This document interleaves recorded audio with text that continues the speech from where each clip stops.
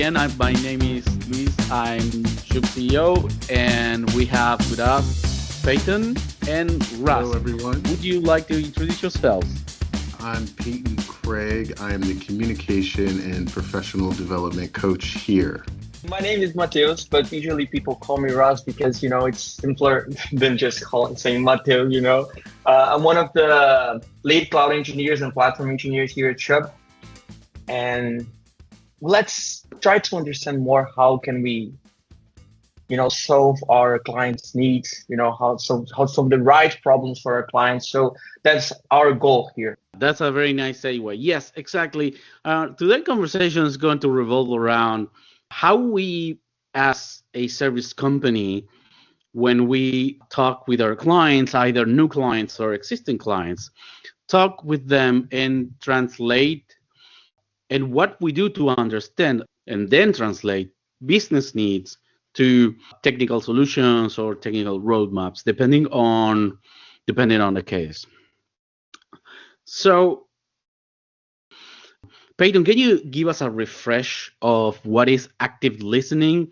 We are a very technical, very heavy technical minded people.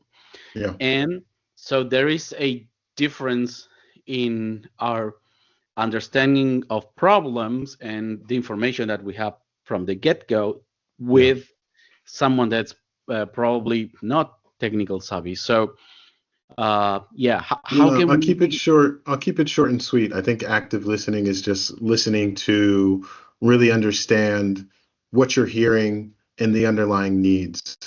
And there's also an emotional component as well, where you want to be empathetic to the person and view what they're telling you from their perspective. It's just a way for you to get out of what do I need to respond with and start to think in ways of like, how can I understand this person, what they're saying, and their needs in a deeper way. So instead of responding, we often ask additional questions to further our understanding of what we're hearing someone speak to us and say. Something that's really, really important when you're talking to someone and you have a very different background. I use a technique that is, let me say this back to you and double check and get positive acknowledgement of what you said. It is exactly what the other person wanted to convey. So let's talk about a little bit the language barriers between us technical people and business people. And this would be the first thing I would like for you to, Russ, to talk us about. Do you remember an experience where you noticed that there is a gap between your language and the language of a manager or a businessman at some point? Do you remember any of that? Yeah, especially in the beginning of my career, right? Like usually when we are starting to deal more with technical stuff, we tend to be more, to stick more in the tools we use, like what will be the best solution, what will be the best architecture, or something like that. And sometimes that's not like really straightforward for a person who's more in the business side. So finding the balance between understanding the problem and picking up or trying to elucidate or create an abstraction for a solution to this specific person there, it's really challenging because you cannot be too technical with them, right? Because if Yeah. you start saying like tools and but this is the best practice because of these and that's how the market behaves, but that couldn't make much sense to that person, right? Yeah, especially if you start naming names. What the heck Exactly. is a Kubernetes, right? Yeah. What the heck is an S3 bucket? What the hell is an EC2 instance? What is a load balancer, right? If you start to talk about that without at least giving some background or at least a brief explanation of what it is, the other person probably don't know. That's another tip. Never assume that the other person understands what you're saying. That's very important. I've been guilty of doing that myself. When you're young, you do all that kind of things, right? Yeah. And another thing that you might be tempted to do is say, we should do this because this is the newest thing. I have one idea, and I would like for you both expand on it. This is something that we drill constantly on the people that work for us. Why do you think that value can be the ultimate tool to bridge the gap of these two worlds, the business world and the technical world? Yeah, one of the things that I consider one of the most, important, groundbreakers, we can say, is like creating analogies, because we need to bring everyone into the same table, right? So Mm-hmm. you are more attached to the business side, I'm more attached to the technical side, but let's find a place where both of us can understand ourselves, a common ground. If I try to, extract some sort of information from the client, and I can see how can I solve this using these tools, but I need to explain how this would work, for the client itself. So I need to create some analogies, say, hey, let's think about this specifically. If I'm at my home with my family there, I would solve something, doing this and that. And creating these analogies, we can abstract the technical part, but in the end of the day, the solutions will be very similar. The differences is, will be how we create solution, but the way of the process of solving this problem will be similar to something that that person already understands. Ross, I have a quick question. Could you give us an Yeah. example of an analogy that maybe is in your back pocket, you use often, that really helps to clarify some technical component to match a business need? Yeah, sure. For example, let's say we can create some analogy between computing and human behavior, let's say. So let's imagine that there's something that me and my family we have to solve as a family. So when we are at our home with them, we tend to segregate tasks. You will be doing the dishes, you will be cleaning the room, I will be cleaning the yard or something, and this will be similar to the multi-thread process in computing. We delegate how each process will operate to, in the end of the day, have the outcome all together. So this is some kind of analogy that we can do to explain how the multi-thread and multi-processing works in computing for a person who does not understand how this would operate, right? Yeah. Has there ever been, yeah, it's super interesting. Has there ever been a time, either recently or in your early career, where you proposed a technical solution that actually didn't meet a business need? And like maybe the communication didn't go as well, they didn't understand the analogy, something went wrong in the technical roadmap. What's that process like of maybe missing the mark, and how do you adjust? I think the communication part, it needs to be incremental, right? It's not like one time run there. If I because at some point we may understand what our client needs, but we need to double check constantly. Hey, this is your problem. This is still your problem. Do you understand that's the problem you brought to us? Mm-hmm. Because sometimes this problem might evolve in the middle, along the way. And we need to do some adjustments, maybe consider some other scenarios here and there. So this incremental communication is really important. But what is the most challenging part is because sometimes you create a roadmap. Okay, by the end of next month, we can deliver these results to you. But usually, it usually happens, right? Sometimes it can be longer than by the end of next month. So, finding this balance between the timeline that you propose to solve that particular problem, it could be challenging because at some point you can face some technical difficulties. There might be something that you were expecting to work away, but it was more complex than you were thinking.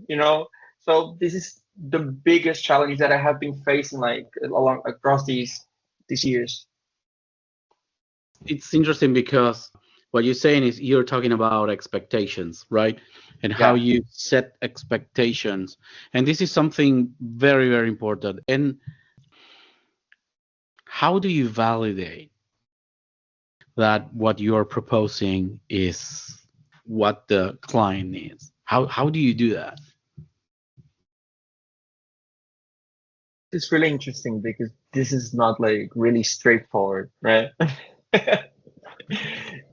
But what I tend to do is like I try to understand the problem. As you said, usually it's really good to do this double check Hmm. during the communication.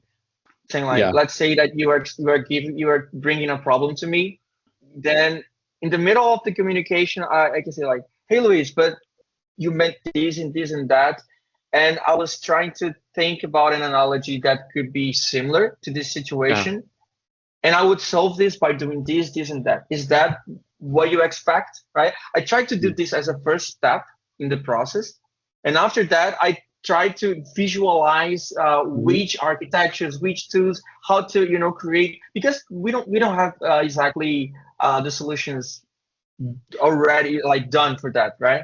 So I tend to visualize like how can I create these legal pieces there to solve that particular problem. And in Mhm. the end of the conversation, I tend to say like, oh, we can do this by following this specific path there, Yeah. and but we are never 100% sure that that will solve the problem. There is another way of doing it, and I'm gonna share my experience. Nowadays, I don't do anything technical. I don't code. I haven't coded in a couple of years, right? The best way of bridging the gap between someone technical and you is don't talk about a technical thing. And Mhm. this might be counterintuitive because what you're saying is the person uh, could bring you a problem like I have this application and my dev team says it's built on, I don't know, Golang and it has a part on PHP, but I have no idea any of that. I don't know what is Golang. I haven't read PHP code or Python or whatever in 20 years, so I don't remember. But my team says that my application is made on this. I need to get this into my market, and my market is USA, Brazil, and Ireland, or the Netherlands or Germany, right? User base is in, let's say, Germany, Brazil, and the US. And I don't have a lot of money, and I want this to be resilient, but I don't mind if it's not up 100% of the time because my customer base knows that I'm building this solution. I'm thinking out loud here, but I don't know. Let's say that someone that's not completely it doesn't care so much about availability because if sometimes it go down, my clients don't mind because this is they know, and I'm giving them a very highly discount subscription and all that. So um, in your head, probably as I tell this, your mind is starting to think what kind of deployment you want to use with them. And when you go back to them, you don't say, okay, I'm going to use AWS because we can get you a very heavy discount.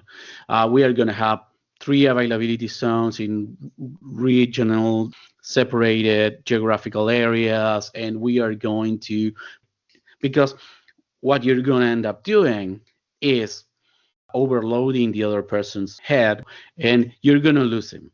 So what you're going to say is, okay, let me see if I understand.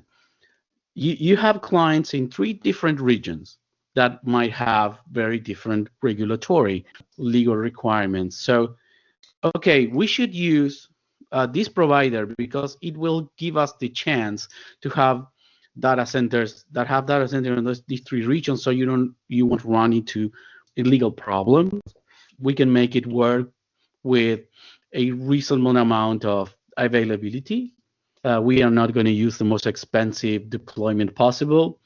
And you give this information back to him, right? And you can say something like, okay, I can talk with your technical teams and sort out whatever language your application has. I might have some more questions, right? So the important thing for the other person that you have in front that is not technical is you go to their level. He cannot understand how to write automation code, but you should understand what is valuable to him. You as a technical person, you are the one that has to be able to speak the language of the other person and be able then to turn around and build a technical solution.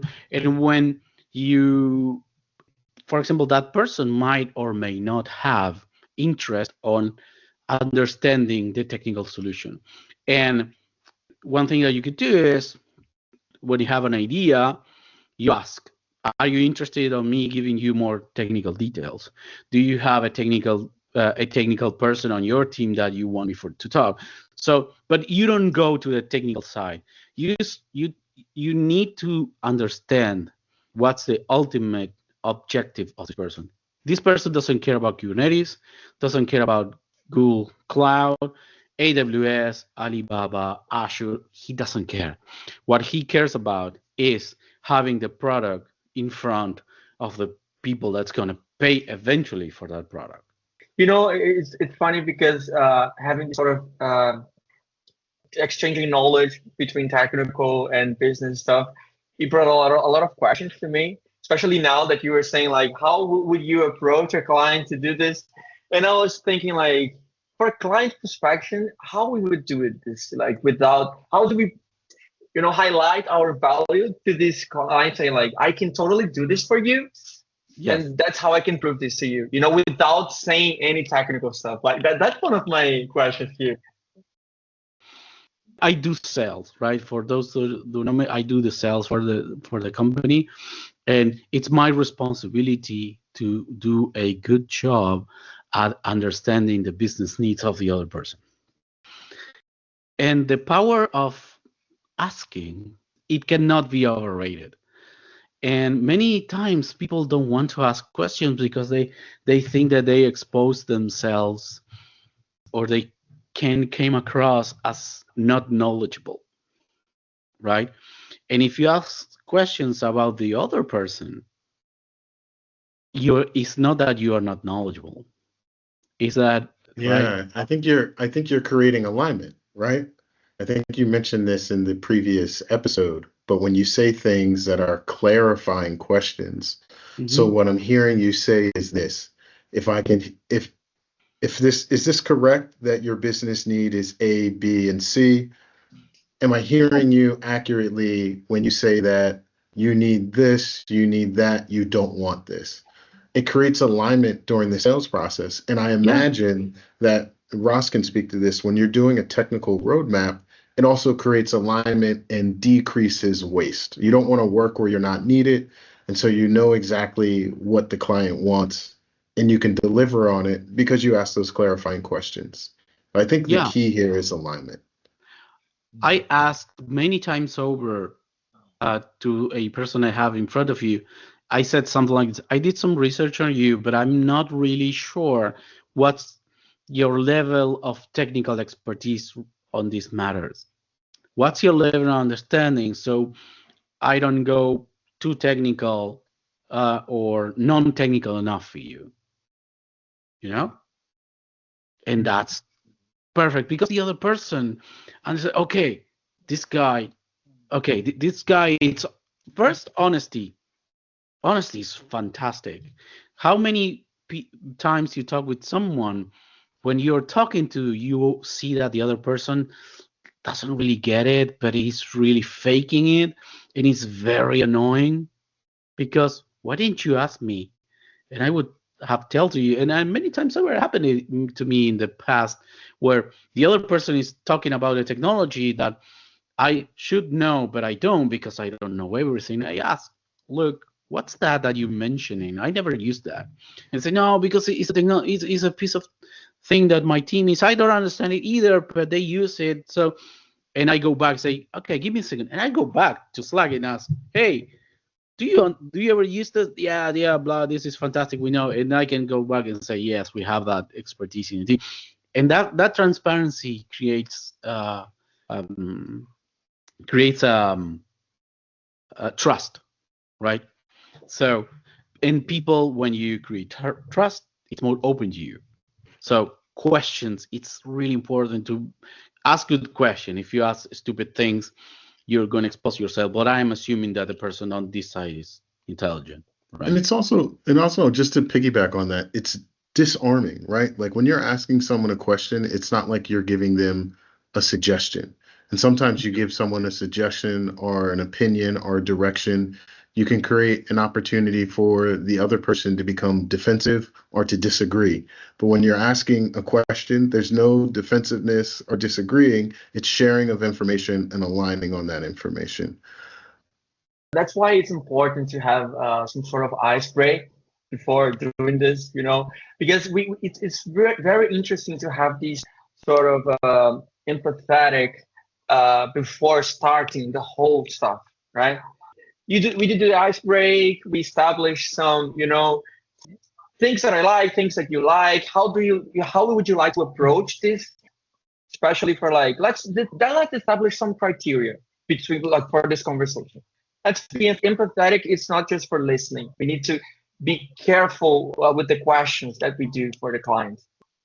We need to make everyone needs to be comfortable, to do the questions, to answer the way they think it's the best.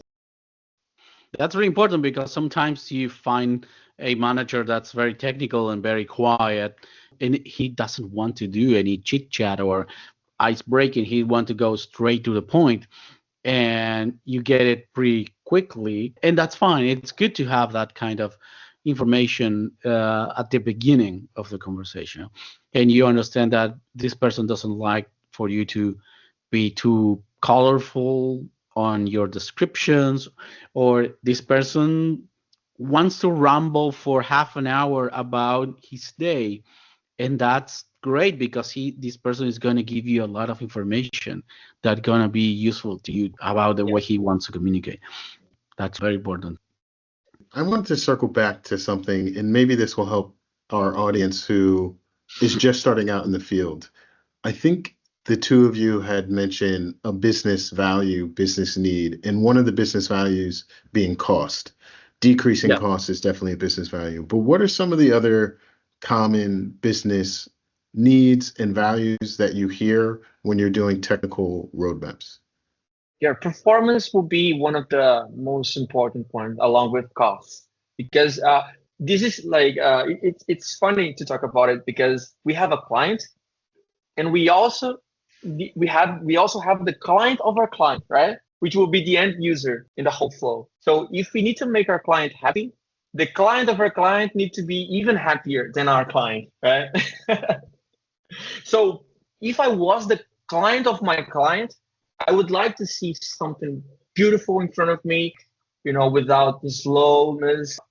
Performance it should be at the same level of priority along with costs. Yeah, also we have things that can be important for different people: cost, performance, security, compliance, and then in many times over, you will have to be doing a balancing act.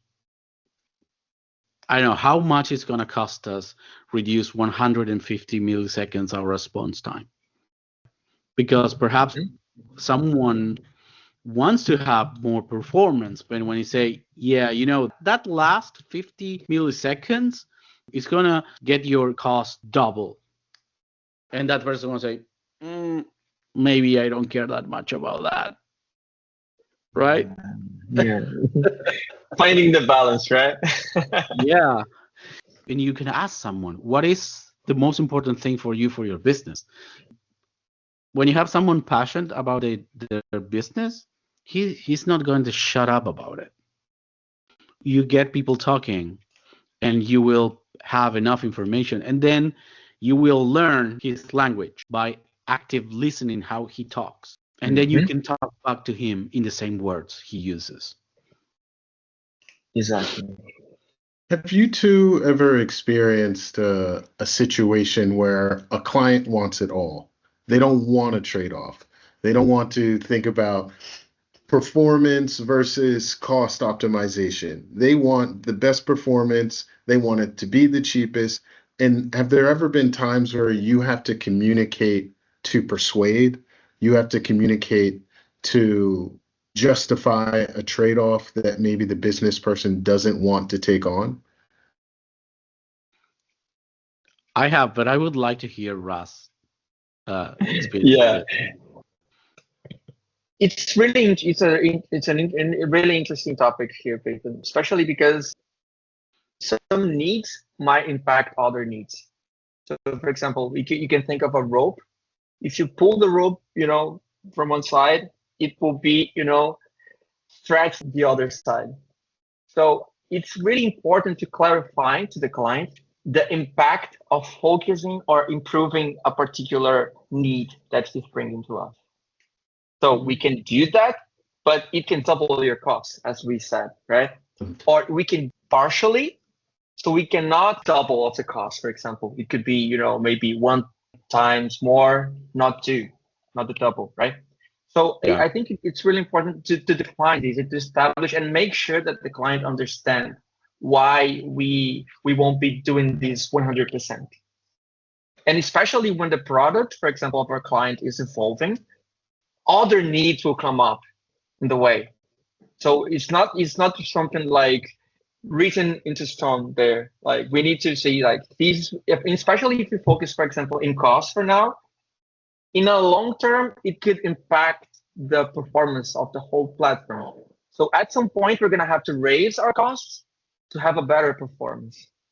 So these are some examples things that we should discuss with our clients.